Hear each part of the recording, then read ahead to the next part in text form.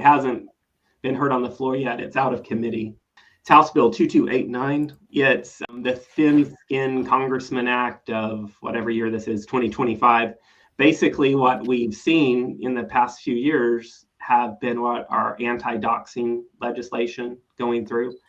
And we saw a huge abuse of that here recently in Cleveland County, where probably in the George Floyd protest era, an anti-law enforcement doxing bill was passed, which basically says you can't share the address of law enforcement.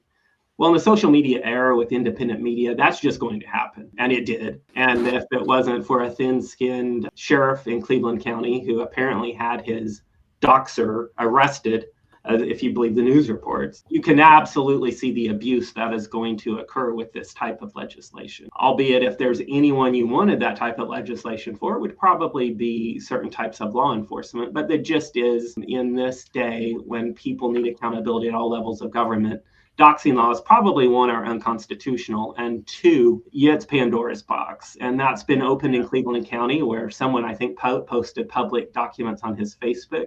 Apparently the sheriff's address was in there or something to that effect, or one of his people, and they arrested the guy. And that is absolutely shocking at every level. Undeterred by that, once you have these types of laws in place, everyone's going to want to pile on. And so I think it was 2023, for instance, the Oklahoma Medical Association, I think, decided, well, doctors, front line, right? We've got to protect them. And so they had a couple of the members, I think, carry that legislation, and one of those got through. Yeah. And so when I observed that, I'm like, man, this is pretty broad language. I'm afraid to leave a bad Yelp review of a doctor now, because it almost looks like that might run afoul of the law and I could, get prosecuted. And before you say that's crazy talk, who would have thought the Cleveland County Sheriff would be arresting some Facebook guy for posting what were probably publicly available documents? And so this year they're taking it a step farther. It's a Kyle Hilbert bill, 2289. And what it has is a whole list of things that can't be disseminated as it relates to James Lankford, Congressman.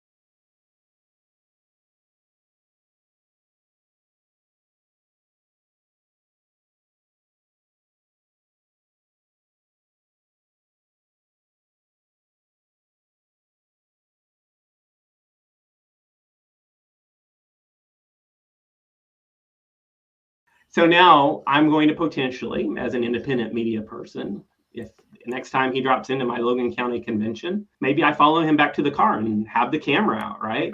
And maybe I'm doing live feed from the Logan County convention, and maybe it catches his license plate number.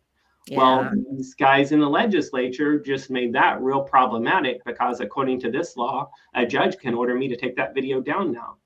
And if I don't, there's going to be any number of legal ramifications for me. Let's not forget about that. Kevin Wallace basically took a picture of Jim Shaw's home and then a Google map photo with his address on it and posted it on Facebook. I wonder if this is going to go, because isn't it funny how this kind of legislation never gets certain people? It will get certain people, but then other people suddenly, somehow, aren't immune to that law.